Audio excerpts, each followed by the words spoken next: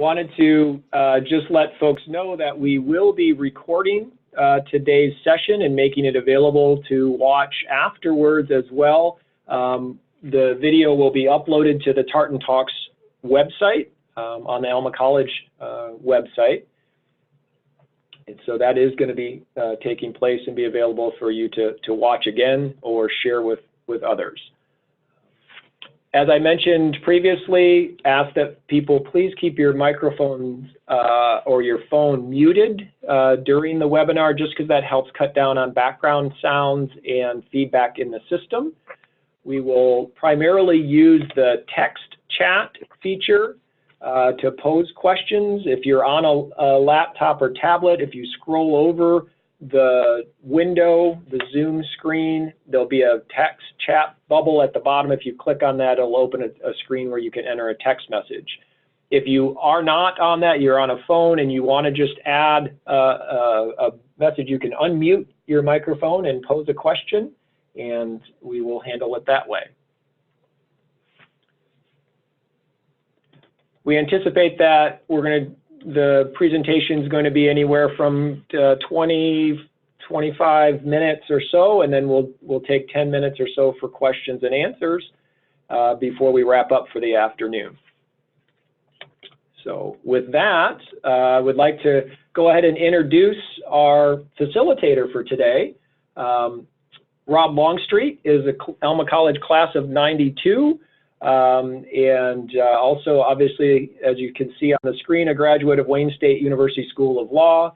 Rob has been practicing estate planning and elder law for the majority of his career and has his own practice now located in Hastings, Michigan.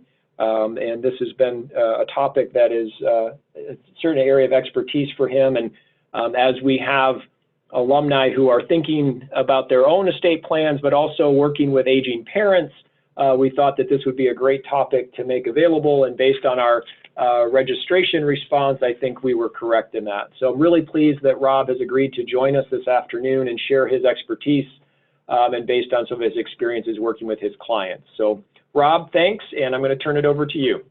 Yeah, thanks, Bill. I appreciate it. Thanks, everybody, for joining today. So as Bill said, I have been doing this work since graduating from Alma and Wayne State.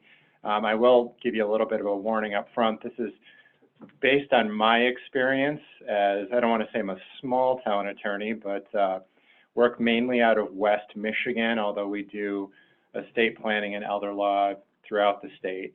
I would say that my main focus of my business is working with older folks who are concerned about nursing home and long-term care issues, but we also do maybe about 30 or 40% of our office is just traditional estate planning.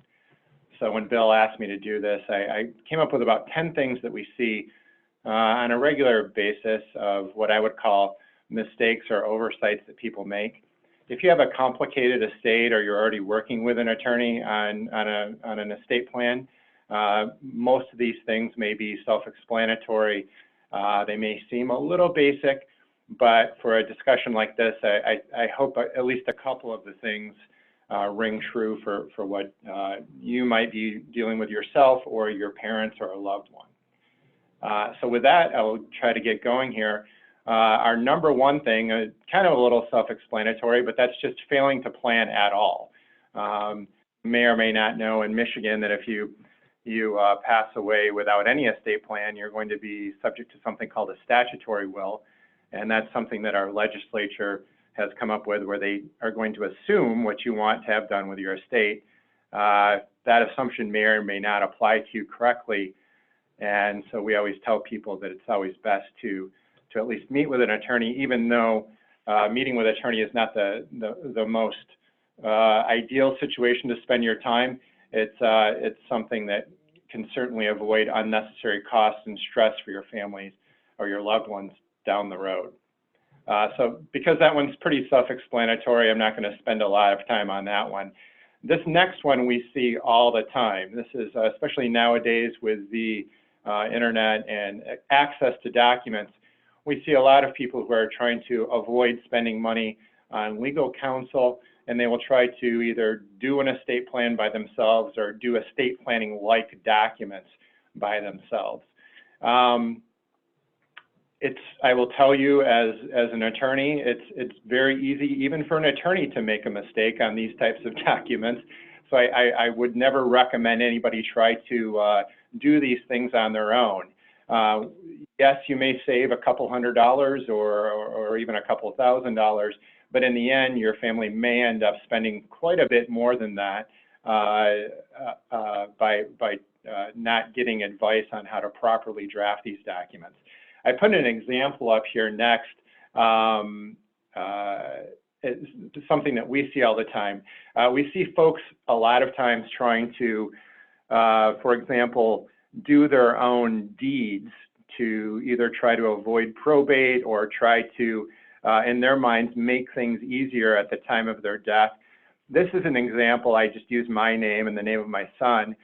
Here's an example where we have a lake house, and I've been told by friends that, you know, it might just be easier and you can save some money by doing the deed yourself and leaving it, putting your son's name on the deed with you, so that when Rob dies, his son Joseph is going to own the property at the time of death.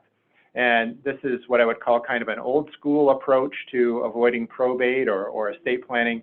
The problem is drawing up deeds is not as simple as it looks. So in this particular case, we have Rob, and he's quit claiming to Rob and Joseph. And my intention, and the intention of a lot of people that I meet with, is that Joseph is going to receive the property at the time of my death, and because he's 30 years younger than I am, I'm assuming that he's going to survive me. The problem is deed language means something, and that quitclaim language there, because I just put Rob and Joseph on that deed, that doesn't mean what I think it means. It means that Rob owns 50% and Joseph owns 50%, and that when Rob dies, Rob's 50% is going to have to go through the probate court system. My intention was that the entire 100% would go to Joseph, but for that intention to be fulfilled, I would have had to put in some magic language, and that magic language is something called joint ownership with survivorship language. So we see a lot of people that, again, you know, an attorney might charge you $100 or $200 to do a deed like this, but if I leave things the way they are according to this deed, Joseph is only going to receive 50% of the property. The other 50% is going to go through probate court, and that's going to be thousands of dollars of fees and other types of cost that I didn't intend.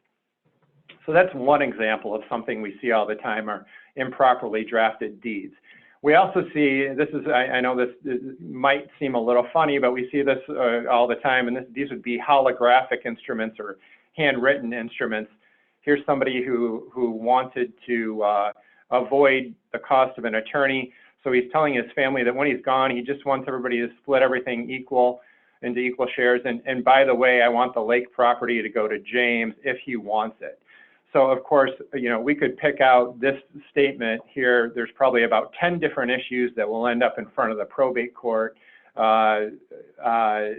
It's obviously something where you could glean some type of intent from it, but it's not going to be supported by law if any of the children have don't get along perfectly. And so these types of things, again, this may seem funny, but this is something that we see quite often with people who are not interested in paying for any type of legal services. So the do-it-yourself issue is something we see quite often, and we certainly would not recommend that for any of our clients. Moving on, this one is a little more complicated, and unfortunately we see it quite a bit. And this is for a family that has a child or a beneficiary who's either on disability, and by that I mean either Social Security disability or maybe veterans benefits. They may possibly also be on Medicaid because as part of their disability, they're also low income, low asset. And so what we see often is we see a family wanting to be quote unquote fair. They want to treat everybody equally. So what they're doing is they're leaving an equal amount to their disabled child or a child who's receiving state assistance without realizing that by leaving part of their estate to that child, they're basically going to disqualify that child from the current benefits they're getting. In other words, the inherited funds are just going to kick the child off benefits until it's spent down or depleted, and then the child will have to reapply for benefits. So with the help of an attorney, somebody that is familiar with this situation, a special needs trust or some other type of arrangement can be made where the disabled child can not only benefit from the inheritance, but they can also maintain their current state or VA or disability benefits. So what would a mistake look like? A mistake would look like this next slide, where we have an estate plan that's been made, and it basically says, you know, when I pass away, I want my estate to go to my spouse. If my spouse is not surviving, then I give the residue or the remainder of my estate to all of my children in equal shares. And when you talk to a parent, they usually tell me, well, you know, we want to treat everybody equal. I don't think it's fair not to leave things equally to my kids. The problem with that, again, is if one of those children is on disability or on Medicaid or on VA, this particular plan is not going to do them any favors. In fact, it's going to cause a lot of problems for that child. So going back to our main theme today, just talking to an attorney about these issues can really help save a lot of heartache in the future for these types of children. The next thing we see, goodness, almost every week, and that is having a living revocable trust is a very popular way of estate planning. It's a very popular way of avoiding probate. But simply creating a trust is only step one. Step two, and then one of the more important parts of having a trust, is that you actually need to fund the trust. You actually need to put things into the name of the trust. I like to tell my clients that a living revocable trust is like a nice empty briefcase. And the briefcase can avoid probate. It can get handed off to your children, but it's useless if the briefcase is empty. So often when we meet with people who have done trusts in the past, we want to make sure that they've taken the time to actually title assets into the name of the trust. This most often happens, the problems often happen when we hear about people going to a free meal seminar or a door-to-door salesman that's selling them trusts. And here in West Michigan, that unfortunately happens quite a bit. They charge folks a couple of $1,000s for a very nice binder, a very nice leather binder that's their living trust. But when we actually go through their assets, nothing has been put into the trust. So what would that mean? That would mean bank accounts, that would mean investment accounts. For real estate, that would mean doing deeds into the name of the trust. Those are all important things that need to be done in order for a trust to properly work and avoid probate. So if you yourself have a trust, or if you have parents who have spent money on having a trust, a very worthwhile discussion would be, you know, hey, let's look through the assets and let's make sure that the trust is actually the owner of those assets. You can easily do that by looking at the bank account statements to make sure it's titled in the name of the trust. You can look at real estate deeds and see what the last recorded deed is for the property. If the attorney that drew up the trust did their job, then there should be a deed recorded naming the trust as the owner of the real estate. So this number 4 slide is probably one of the more common things we see on a daily basis of unfunded trusts, thousands of dollars getting spent on these type of documents, but not taking the time to actually fund the trust with assets. Beneficiary designations. So what I'm talking about here would be assets that are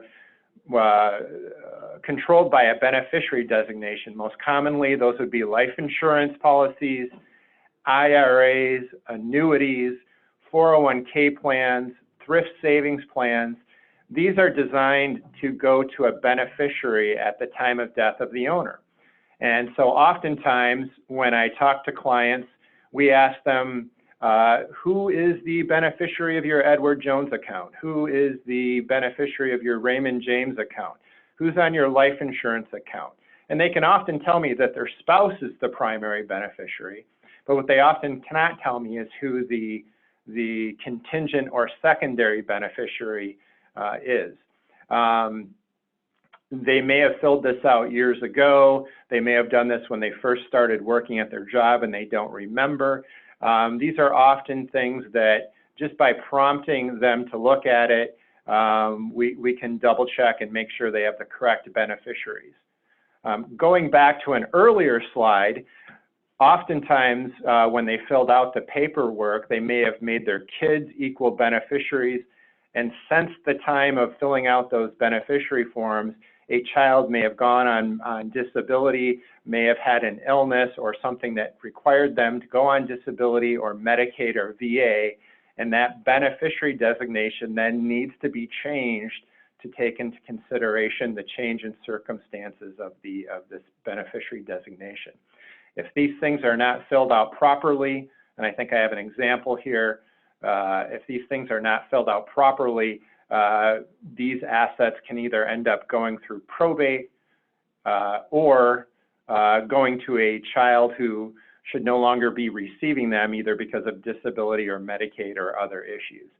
So here, for example, we have a beneficiary designation naming spouse John Doe, and then James and Susan as contingent beneficiaries. These are forms that usually the company that's the custodian of the asset will give you, and oftentimes we just ask that these things are filled out, and as the attorney, I'll keep a copy in the file. Again, we want to have these things reviewed every couple of years to make sure there hasn't been a change in circumstances.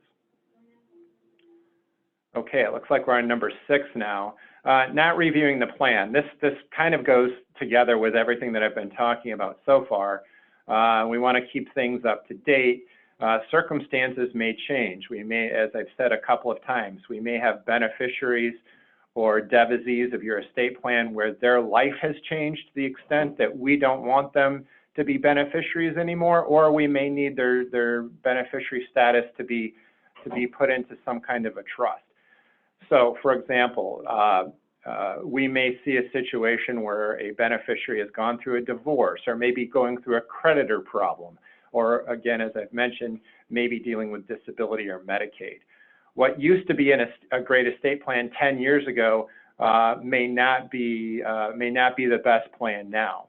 One of my last slides that we're going to talk about today has to do with long-term care planning, where we have spouses, husband and wife situation, and one of the spouses is now dealing with a long-term illness such as Alzheimer's or dementia or Parkinson's.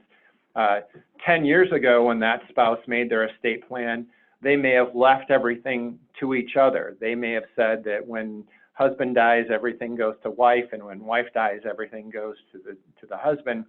And that may have been a great plan 10 years ago. Well, if one of the spouses now is dealing with one of these diseases where they're not going to be able to manage the assets, or they may be going into a long-term care facility on the death of their spouse, that needs to be looked at, and it needs to be looked at quickly. So again, the review of your plan is often quite important. All right, so this, you may have heard of a document called a power of attorney. In my office, we call this a just-in-case document. A power of attorney is a document just in case you become incapacitated or unable to act on your own behalf. Rather than waiting for that situation to pop up and possibly having to get a court involved in the situation, we like to use documents to avoid that. I hope this works here. I'm going to try to pull one over onto the screen. I hope you can see this. This is an example of a power of attorney for George Jefferson, and he's naming Louise as his agent. If you do have a power of attorney already, what I would want you to look at is look at the actual powers that you're giving your agent. I don't know, Bill, can you see that on there? I might have lost Bill. In any event, we can see it. It's all there. Okay. Okay. All right. So not all power of attorneys are equal. It's not a one-size-fits-all document. This document is an example of what I would call a very broad, a very powerful power of attorney. And so what I'd like you to pay attention to is here's George naming Louise as his agent. He's giving in section A, he's giving Louise these general powers.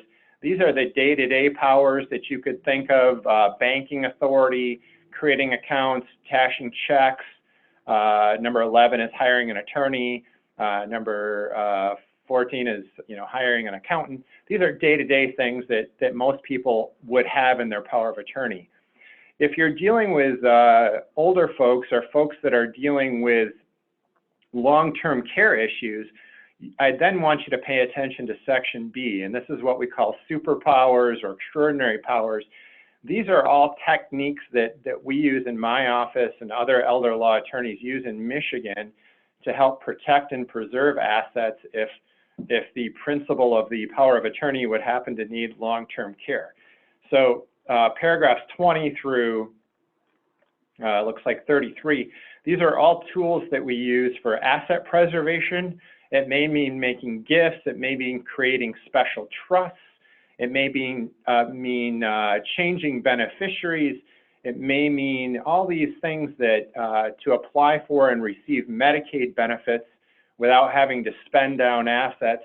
These are all powers that we would want your agent to have. I would say most of the time in a quote unquote general power of attorney, you're not going to see that type of language.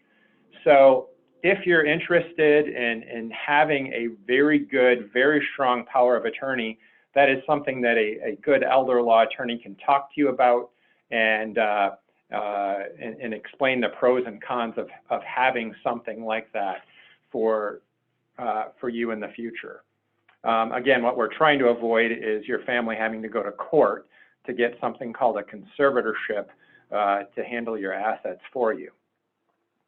Common excuses why people don't want to do power of attorneys. They think they're giving up some kind of control. Again, a power of attorney is normally only used when the principal is no longer able to act on their own behalf. And so giving up control is not the point of a power of attorney. Sometimes folks will say, oh, I'm just going to add my son's name to my bank account or my daughter's name, and therefore they don't need a power of attorney.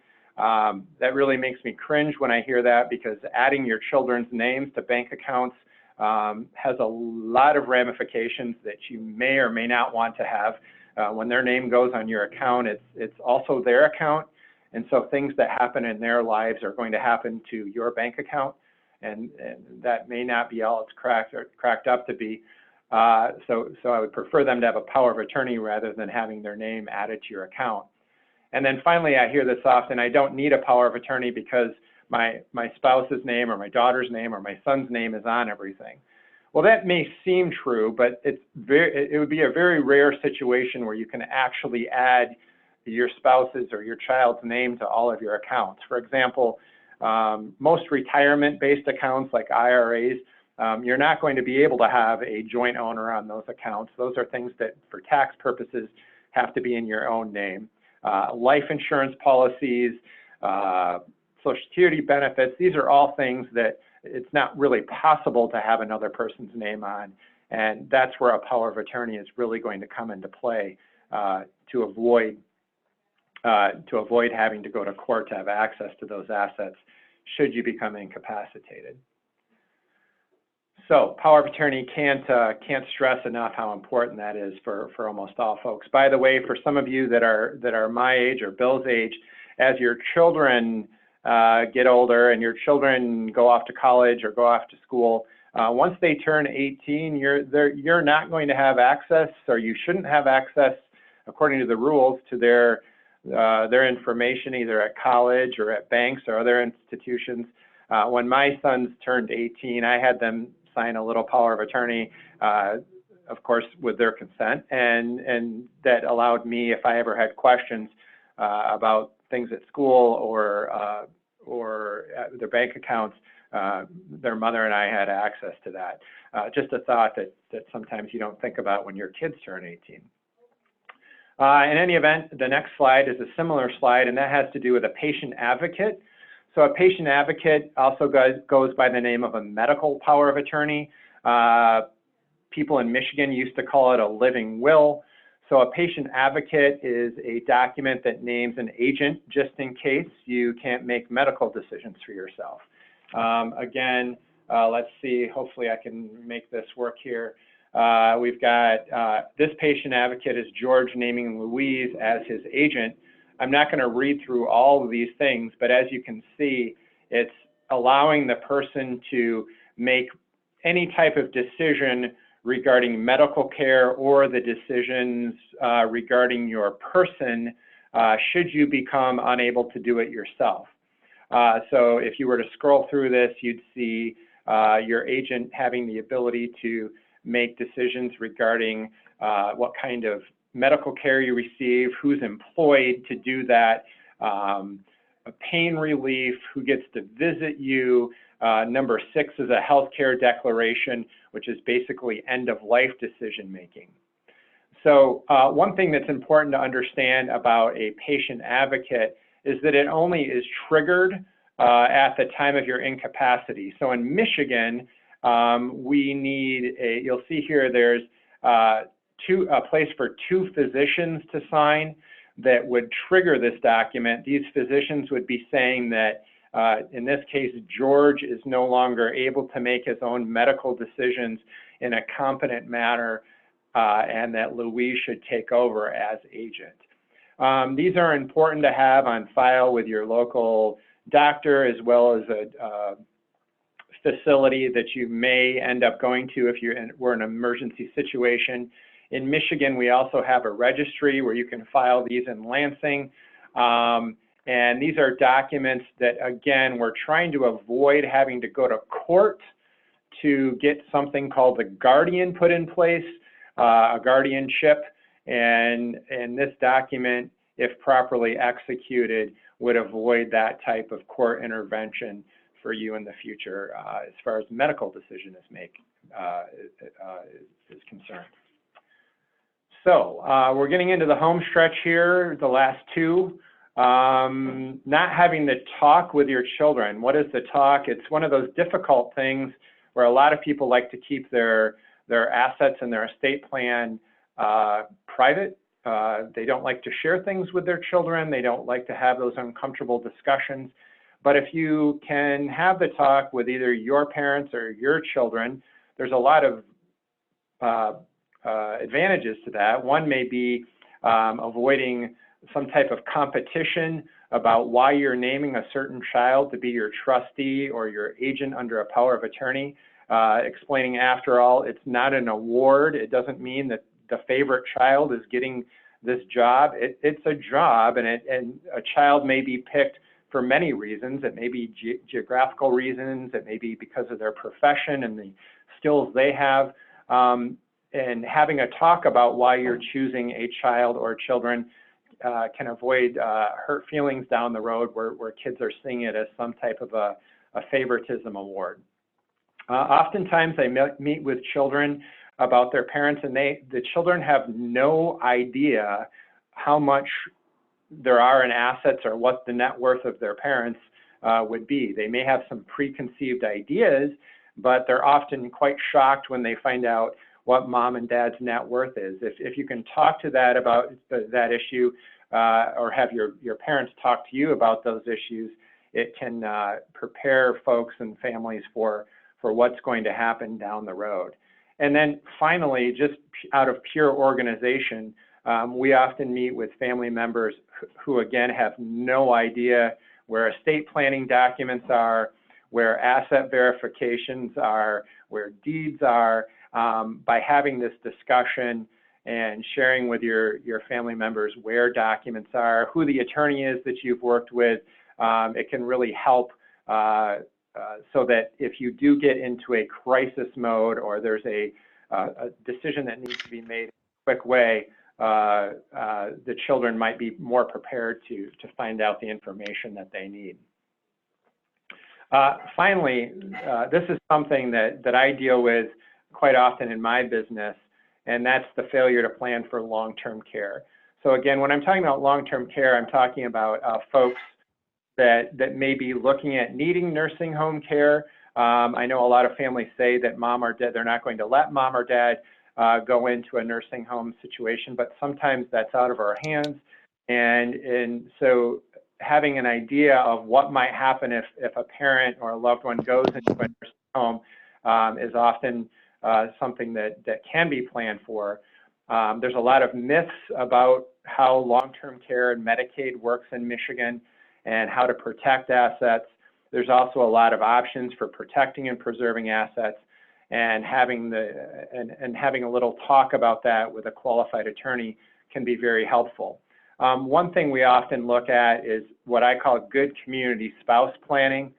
So good community spouse planning, we mentioned this a little bit earlier, where we had 10 years ago, mom and dad do a trust, and mom and dad basically said on the death of spouse number one, everything would remain in the name of spouse number two. And 10 years ago, when that was created, that was a really good plan because both spouses were healthy and weren't dealing with long-term care issues. That changes if dad is diagnosed with dementia or Parkinson's or some other type of disease. It's probably not a great idea, and I'm calling them Mr. and Mrs. Brown here. It's probably not a good idea for Mrs. Brown to leave everything to her spouse who has dementia and probably will need some care if she were to pass away first. It would be also quite bad if Mr. Brown had gone through the hoops of getting on Medicaid, and then when his spouse died, assets were left to him that would then kick him off Medicaid. So what we like people to think about is something called a community spouse plan, and what it basically envisions is the healthy spouse. In this case, we'll call her Mrs. Brown. She's the healthy community spouse. It basically envisions her setting up her plan so that when she passes away, things don't just flow back to Mr. Brown, who's in a nursing home or on Medicaid.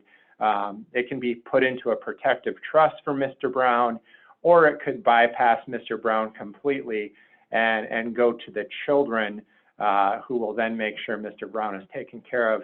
But again, the idea is that by meeting with an elder law attorney in this situation, you could be saving hundreds of thousands of dollars that would otherwise need to go to long-term care to take care of a spouse. So, Bill, I think I might have gone a little fast through that, or not, I'm not sure, but that's the end of the slides that I have. If there are any questions, I'd be more than happy to answer any questions at this point. If I feel, or if you feel that's something that the group would want to hear about. If there are no questions, I'll just quickly take this opportunity to say thank you for listening. I hope at least a couple of these slides made sense and that maybe thought there's some information that you could use. Bill, does there appear to be any questions that I could try to answer? Well, let's see. And if you have a question, feel free, again, if you're on your computer or tablet, you can use the text chat feature by scrolling over your screen and clicking on the chat bubble, and you can pose a question there. Or if you want to go ahead and unmute yourself and pose a question over the phone or through your microphone, you can do that as well. We'll take a few minutes for folks to present that. Rob, I thought it was very thorough, even though you said you went through quickly, but it was really comprehensive and helpful and made me think of some things, even though we have our trust established, that I need to go back and check on some things. So it was, I know for me, it was certainly very helpful. Okay, well, I'm glad to hear that.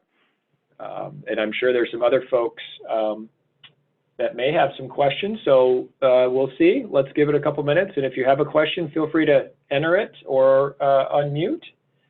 And again, I know, Rob, you put your contact information here, and I know you had expressed to me if people had some questions or obviously something personal that they don't want to share in this public setting, that they could reach out to you. Absolutely, and my email is online there. Feel free to email me, give me a call. I'd be more than happy to talk to you, especially another Alma grad, and try to answer any questions you might have. Okay. Rob, there was a question, a person, John, put in and said he lives in Texas and wanted to know if there's a way to obtain or purchase a POA template. Okay, so the person that's asking the question actually lives in Texas now? Correct. Yeah, unfortunately, I'm not sure I'd be able to answer that for Texas. Every state has their own power of attorney statute and how they're created. And again, I'm not part of the Texas State Bar, so I don't know the answer to that. My guess is that there are, usually if you go to the State Bar website for each state, they will have State Bar approved forms on their website. And so that would be my suggestion for somebody in any state is to look there at the State Bar website first. And that would be my first choice. Okay. Otherwise, if you're buying it online, you just need to make sure it complies with the state that you're living in. Okay. Question is, can you address a situation where there are residences in more than one state? So if someone has, again, you gave the lake house representation, but if you have more than one residence, if they're in different states, is there some issues? Sure. Or? Yeah, absolutely. That's a great question. And as an estate planner in Michigan, we often deal with folks that mainly reside in Michigan but have homes in Florida or Arizona or California. So usually what I do, and I think most attorneys that are estate planning attorneys is they will co-counsel or have contacts in that state and deal with the real estate with another attorney in the state. So for example, if I'm doing a trust for you, Bill, and you own a home here in Michigan, but you also own a winter home in Florida, we will contact an attorney in Florida and prepare a deed, have the attorney in Florida prepare a deed, funding it into your trust through that Florida attorney. There may be, if you don't have a trust, there may be some other less expensive ways of dealing with the property in that state. But it's my opinion that a good Michigan attorney will always seek advice from the state where the real estate is located to make sure you're following the rules and laws of that particular state. Great. Okay. Any other questions that folks have before we wrap up this afternoon? I have one question about the claim. Well, if not, Bill, again, thank you for the invite, and absolutely. I hope that people found something in this today that made it worth their while. I think that they did. I see a couple of folks sending thank you messages, and thanks for all the information. We will, as I mentioned earlier, we're recording this session, and so once we get kind of things edited down and on the front and back ends of these, we will upload it to the Tartan Talks webinar site, so you'll have access to that and make that available. So thanks again, Rob, for joining us and giving your expertise and time on this. I really appreciate it. And thanks everyone for joining us. We will have other Tartan Talks coming up. We don't have specific dates right now, but I'll be looking forward to sharing that with you through email and Facebook when we get those scheduled. So have a great day. Yep, thanks, Bill.